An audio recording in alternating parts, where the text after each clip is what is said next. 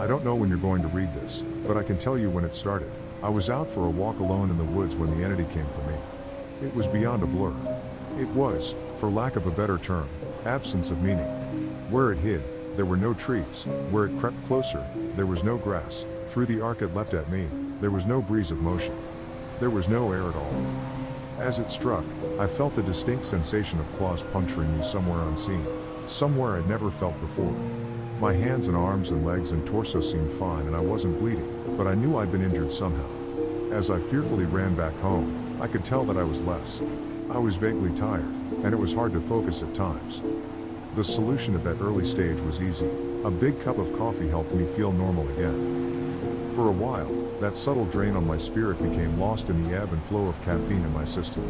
You could say my life began that week, actually, because that was when I met March. She and I got along great, though, to be honest, I'm pretty sure I fell in love with her over the phone before we even met. It was almost as if the strong emotions of that first week made the entity fight back. It was still with me, latched onto some invisible part of my being. The first few incidents were minor, and I hardly worried about them. The color of a neighbor's car changed from dark blue to black one morning, and I stared at it before shaking my head and shrugging off the difference. 2 days later, at work, a coworker's name changed from Fred to Dan. I carefully asked around, but everyone said his name had always been Dan. I figured I'd just been mistaken. Then, as ridiculous as this sounds, I was peeing in my bathroom at home when I suddenly found myself on a random street. I was still in my pajamas, pants down, and urinating, but now in full view of a dozen people at a bus stop. Horrified, I pulled up my clothes and ran before someone called the cops. I did manage to get home, but the experience forced me to admit that I was still in danger. The entity was doing something to me, and I didn't understand how to fight back. Mar showed up that evening, but she had her own key. "Hey," I asked her with confusion. "How'd you get a key?" She just laughed. "You're cute. Are you sure you're okay with this?" She opened a door and entered a room full of boxes. I know living together is a big step, especially when we've only been dating 3 months. Living together? I'd literally just met her the week before. Thing was, my mother had always called me a smart cookie for a reason. I knew when to shut my yap. Instead of causing a scene, I told her everything was fine, and then I went straight to my room and began investigating. My things were just as I had left them, with no sign of a 3-month gap in habitation, but I did find something out of the ordinary: the date. I shivered angrily as I processed the truth. The entity had eaten 3 months of my life. What the hell was I facing? What kind of creature could consume pieces of one's soul like that? I'd missed the most exciting part of a new relationship, and I would never understand any shared stories or in jokes from that period. Something absurdly precious had been taken from me, and I was furious. That fury helped suppress the entity. I never imbibed alcohol. I drank coffee religiously. I checked the date every time I woke up. For 3 years, I managed to live each day while observing nothing more than minor alterations. A social fact here and there, someone's job, how many kids they had, that sort of thing, the layout of nearby streets, the time my favorite television show aired, that kind of thing. Always, those changes reminded me the creature still had its claws sunk into my spirit.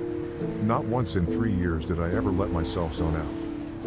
One day, I grew careless. I let myself get really into the season finale of my favorite show. It was gripping, a fantastic story. Right at the height of the action, a young boy came up to my lounger and shook my arm. Surprised, I asked, "Who are you? How did you get in here?" He laughed and smiled brightly. "Silly daddy." My heart sank in my chest. I knew immediately what had happened. After a few masked questions, I discovered that he was 2 years old, and that he was my son. The agony and heartache filling my chest was nearly unbearable. Not only had I missed the birth of my son, I would never see or know the first years of his life. Mar and I had obviously gotten married and started a family in the time I'd lost, and I had no idea what joys or pains those years contained. It was snowing outside. Holding my sudden son in my lap, I sat and watched the flakes fall outside. What kind of life was this going to be if slips in concentration could cost me years? I had to get help. The church had no idea what to do. The priests didn't believe me, and told me I had a health issue rather than some sort of possession. The doctors didn't have any clue. Nothing showed up on all their scans and tests, but they happily took my money in return for nothing. By the time I ran out of options, I decided to tell March there was no way to know what this all looked like from her side. What was I like when I wasn't there? Did I still take our son to school? Did I still do my job? Clearly, I did, because she seemed to be none the wiser, but I still had a horrible feeling that something must have been missing in her life when I wasn't actually home inside my own head. But the night I set up a nice dinner in preparation, she arrived not by unlocking the front door, but by knocking on it. I answered, and found that she was in a nice dress. She was happily surprised by the settings on the table. A fancy dinner for a second date? I knew you were sweet on me. Thank the Lord I knew when to keep my mouth shut. If I'd gone on about being married and having a son, she might have run for the hills. Instead, I took her coat and sat down for our second date. Through carefully crafted questions, I managed to deduce the truth. This really was our second date. She saw relief and happiness in me, but interpreted that as dating jitters. I was just excited to realize that the entity wasn't necessarily eating whole portions of my life. The symptoms, as I was beginning to understand them, were more like the consequences of a shattered soul. The creature had wounded me, broken me into pieces. Perhaps I was to live my life out of order, but at least I would actually get to live it. And so it went for a few years, from my perspective. While minor changes in politics or geography would happen daily, major shifts in my mental location only happened every couple months.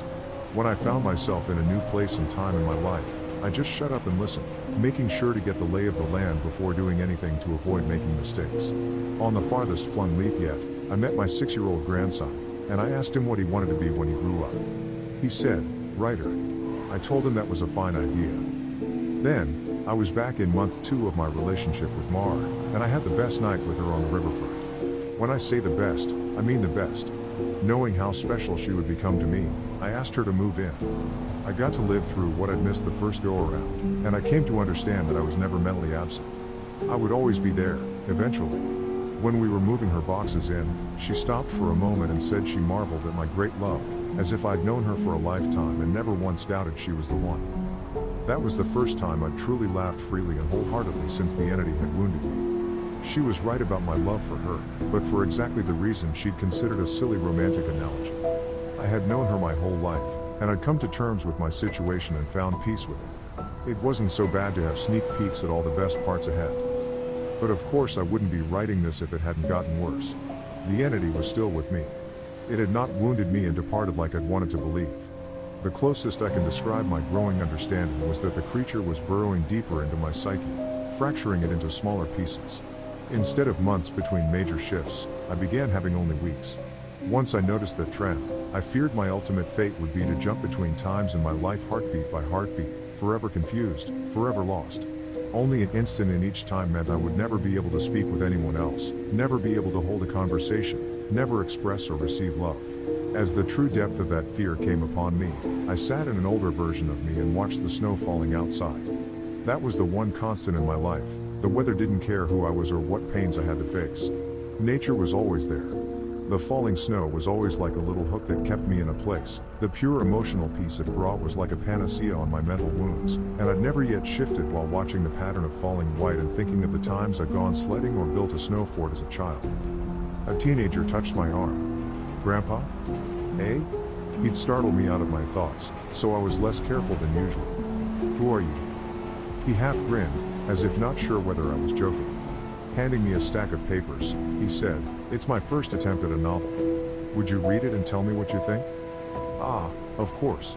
Pursuing that dream of being a writer, I see. He burned bright red. Trying to, anyway. All right. Run off, I'll read this right now. The words were blurry, and, annoyed, I looked for glasses I probably had for reading. Being old was terrible, and I wanted to leap back into a younger year, but not before I read his book. I found my glasses in a sweater pocket, and began leafing through. Mar puttered in and out of the living room, still beautiful, but I had to focus. I didn't know how much time I would have there. It seemed that we had relatives over. Was it Christmas? A pair of adults and a couple kids I didn't recognize tromped through the hallway, and I saw my son, now adult, walk by with his wife on the way out the door. As a group, the extended family began sledding outside. Finally, I finished reading the story, and I called out for my grandson. He rushed down the stairs and into the living room. How was it? Well, it's terrible, I told him truthfully. But it's terrible for all the right reasons. You're still a young man, so your characters behave like young people, but the structure of the story itself is very solid. I paused. I didn't expect it to turn out to be a horror story. He nodded. It's a reflection of the times. Expectations for the future are dismal, not hopeful like they used to be. You're far too young to be aware like that, I told him. An idea occurred to me. If you're into horror, do you know anything about strange creatures?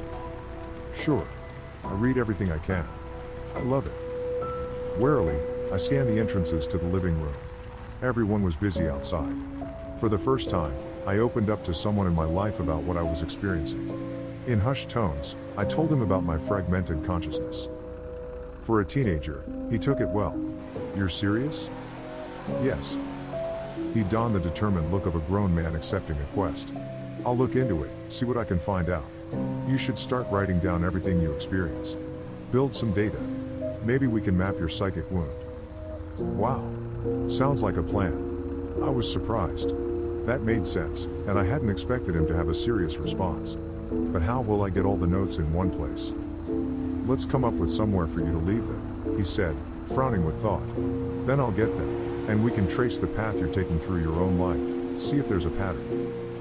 For the first time since the situation had gotten worse, I felt hope again. How about under the stairs? Nobody ever goes under there. Sure. He turned and left the living room. I peered after him. I heard him banging around near the stairs. Finally, he returned with a box, laid it on the carpet, and opened it to reveal a bursting stack of papers. He exclaimed, "Holy crap." But of course, being a teenager, he didn't really say crap. Taken aback, I blinked rapidly, forgiving his cussing because of the shock. Did I write those? He looked up at me with wonder. Yeah. Or, you will. You still have to write them and put them under the stairs after this. He gazed back down at the papers, then covered the box. So you probably shouldn't see what they say. That could get weird. That much I understood. Right. He gulped. There are like 50 boxes under there, all filled up like this. Deciphering these will take a very long time. His tone dropped to deadly seriousness. But I will save you, Grandpa. Because I don't think anyone else can. Tears flowed down my cheeks then, and I couldn't help but sob once or twice. I hadn't realized how lonely I'd become in my shifting prison of awareness until I finally had someone who understood. Thank you. Thank you so much. And then I was young again, and at work on a random Tuesday. Once the sadness and relief faded, anger and determination replaced them. After I finished my work, I grabbed some paper and began writing. While the weeks shifted around me, while those weeks became days, and then hours, I wrote every single spare moment about when and where I thought I was. I put them under the stairs out of order. My first box was actually the 30th, and my last box was the first. Once I had over 50 boxes written from my perspective, and once my shifting became a matter of minutes, I knew it was up to my grandson to take it from there. I put my head down and stopped looking. I couldn't stand the river of changing awareness any longer. Names and places and dates and jobs and colors and people were all wrong and different. I'd never been older. I sat watching the snow fall. A man of at least 30 that I vaguely recognized entered the room. Come on, I think I finally figured it out. I was so frail that moving was painful. Are you him? Are you my grandson? Yes. He took me to a room filled with strange equipment and sat me in a rubber chair facing a large mirror twice the height of a man. The pattern finally revealed itself. How long have you worked on this? I asked him, aghast. Tell me you didn't miss your life like I'm missing mine. His expression was both stone cold and furiously resolute. It'll be worth it. He brought two thin metal rods close to my arm and then nodded at the mirror. Look, this shock is carefully calibrated. The electric zap from his device was startling, but not painful. In the mirror, I saw a rapid arcing light silhouette appear above my head and shoulder. The electricity moved through the creature like a wave, briefly revealing the terrible nature of what was happening to me. A bulging leech-like mouth was wrapped around the back of my head, coming down to my eyebrows and touching each ear, and its slug-like body ran over my shoulder and into my very soul. It was a parasite, and it was feeding on my mind.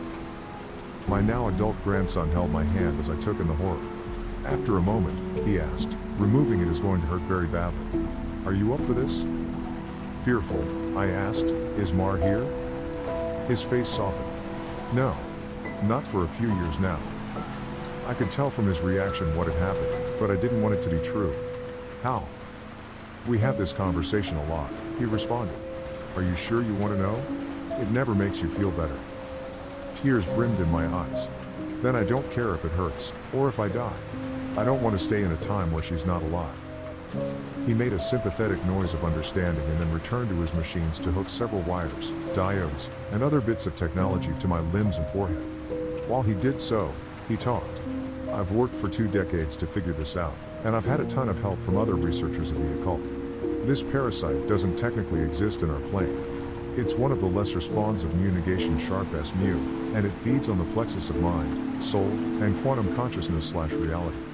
When details like names and colors of objects changed, you weren't going crazy. The web of your existence was merely losing strands as the creature ate its way through you. I didn't fully understand. I looked up in confusion as he placed a circlet of electronics like a crown on my head in exact line with where the parasite's mouth had ringed me. What's mu negation sharp S mu? He paused his work and grew pale. I forgot that you wouldn't know. You're lucky, believe me. After a deep breath, he began moving again, and placed his fingers near a few switches. Ready?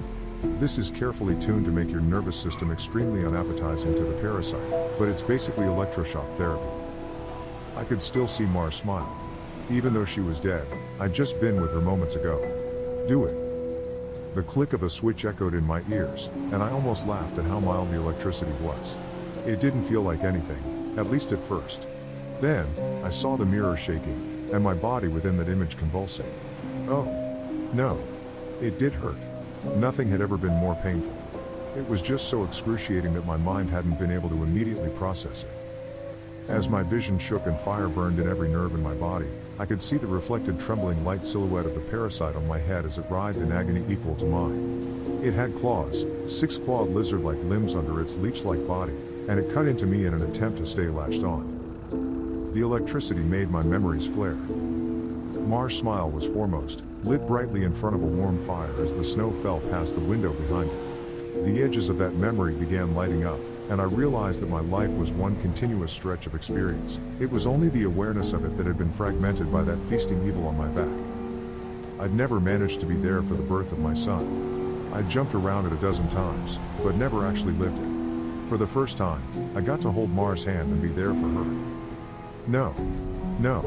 That moment had shifted seamlessly into holding her hand as she lay in a hospital bed for a very different reason. Not this. God, why? It was so merciless to make me remember this. I broke down in tears as nurses rushed into the room. I didn't want to know. I didn't want to experience it. I'd seen all the good parts, but I hadn't wanted the worst part, the inevitable end that all would one day face. It wasn't worth it. It was tainted. All that joy was given back 10,000-fold as pain. The fire in my body and in my brain surged to sheer white torture, and I screamed.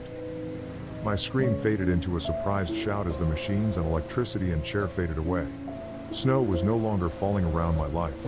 I was out in the woods on a bright summer day. Oh God. I turned to see the creature approaching me. It was the same absence of meaning, the same blank on reality. It crept forward, just like before, but, this time, it hissed and turned away. I stood, astounded at being young again and freed from the parasite. My grandson had actually done it. He'd made me an unappetizing meal, so the predator of mind and soul had moved on in search of a different snack. I returned home in a daze. And while I was sitting there processing all that had happened, the phone rang. I looked at it in awe and sadness. I knew who it was. It was Marjorie, calling for the first time for some trivial reason she'd admit 30 years later was made up just to talk to me. But all I could see was her lying in that hospital bed dying. It was going to end in unspeakable pain and loneliness. I would become an old man, left to sit by myself in an empty house, his soulmate gone long before him. At the end of it all, the only thing I would have left, sitting and watching the falling snow. But now, thanks to my grandson, I would also have my memories. It would be a wild ride, no matter how it ended. On a sudden impulse, I picked up the phone. With a smile, I asked, "Hey, who's this?" Even though I already knew.